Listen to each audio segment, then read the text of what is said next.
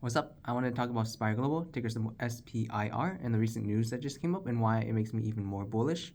And also gonna touch on, I guess I'll just touch on SoFi technology just because it's SoFi, right? Freaking blowout earnings, right? They beat top line, bottom line, every line, right? They beat everything, right?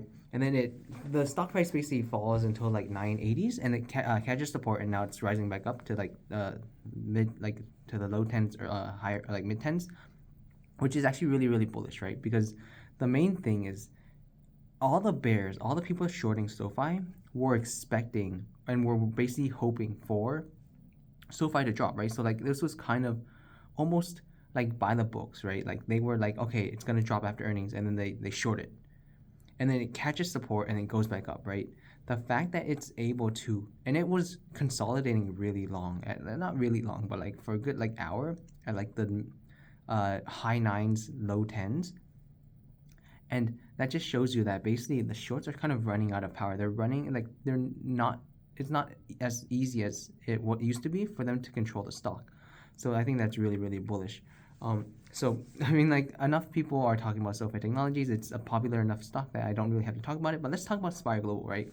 SPIR Global, ticker symbol SPIR, still has the accounting problems, right? Still, I would say it's still really highly speculative.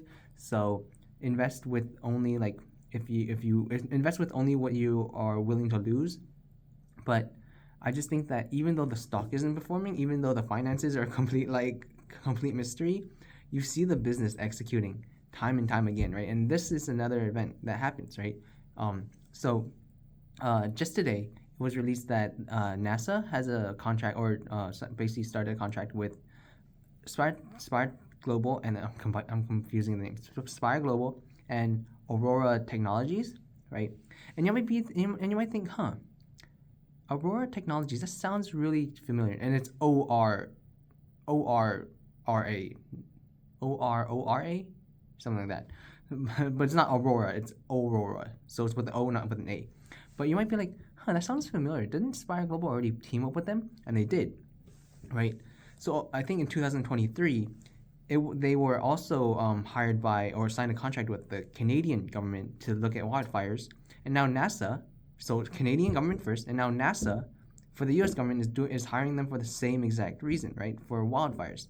So it goes to show you that SPIR Global has this product that works, has this product that is proving to show at least some type of benefit for the companies, for the governments that hire them, and for the governments that use them, right? So that's one of the reasons why it's just like you see that they have a reasonable product that's useful, that works, right? That's helping them, and that just, it's not really a flywheel, but it's a contagion, right? Where it's when you see one company or when you see one government using it, and it's like, oh, they show benefits, it shows use, then other companies, other governments will start to hire SoFi, hire SPIR, hire SPIR Global, and like use their technology, right? And this is only for like, these are for the public things, right? This is for like monitoring wildfires, which, yes, as I said before, right? I noted this before in a previous video that global warming is bad, but with increasing temperature and environmental volatility, right? Then you need more and more data, right? Global warming, in a sense, although it's bearish on the world, it's bullish on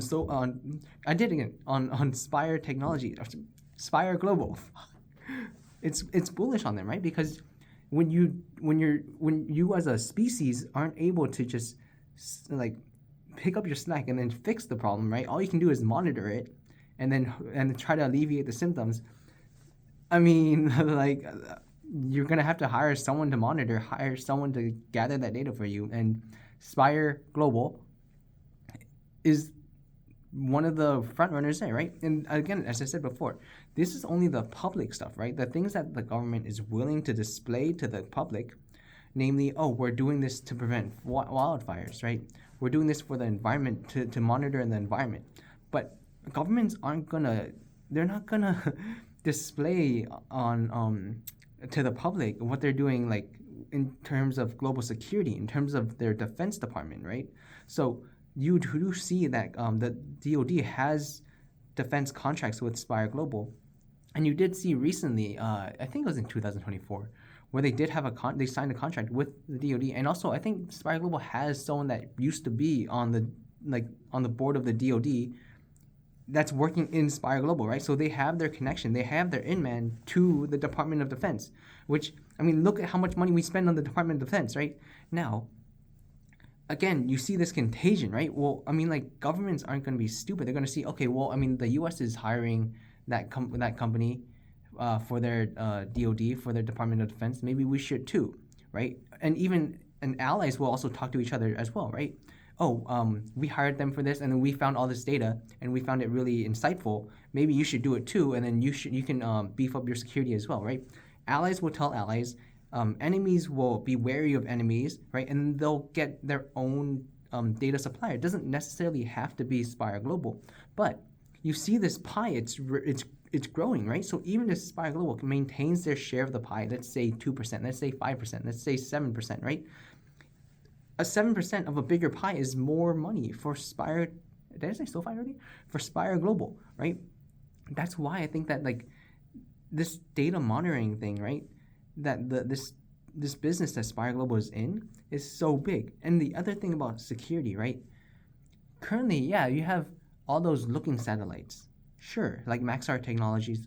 I think Maxar, I think it's Technologies, something like that, right? Where it's looking, it's only useful during the day when you can when there's sunlight to be able to see the stuff, right?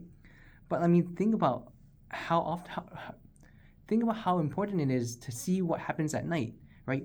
No one that's doing shady business is going to do it in broad daylight, right? That's the term, broad daylight. They're going to do it in night when there's less likelihood of people noticing, when there's less likelihood of people spying on them. And when you have listening satellites where you can't move things without creating sound, without creating radio waves, right?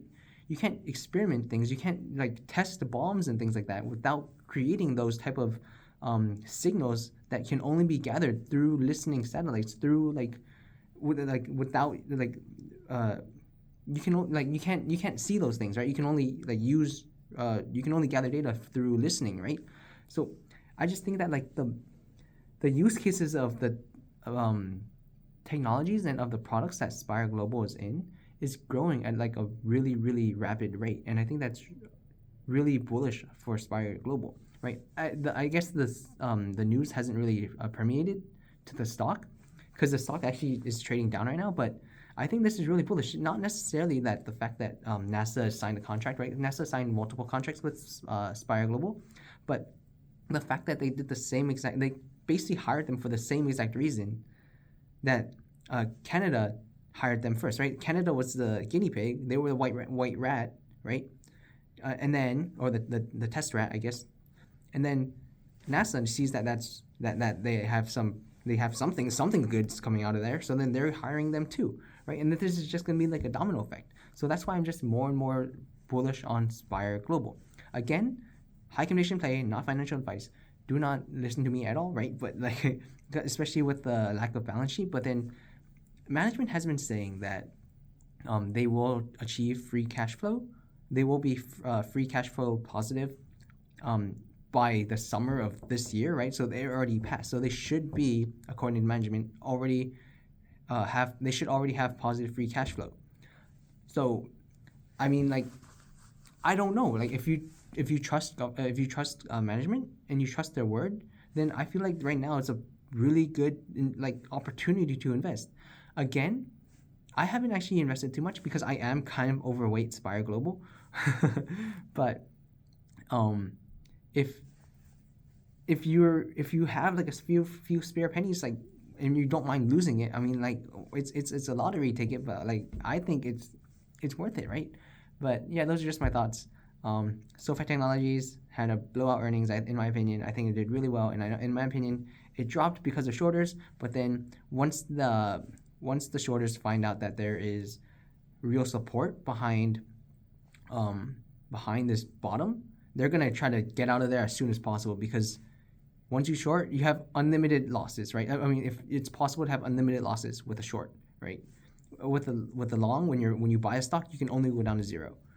Whereas, and then with Spire Global, it's just like I just see like use case after use case, right? After the hurricanes, after the earthquakes, after the wildfires, right? Think about the insurance, the defense, the environmental stuff, right? I just think that everything's so bullish. I don't know. I'm just chilling in stock right now, but I that's all I wanted to talk about. Have a good day.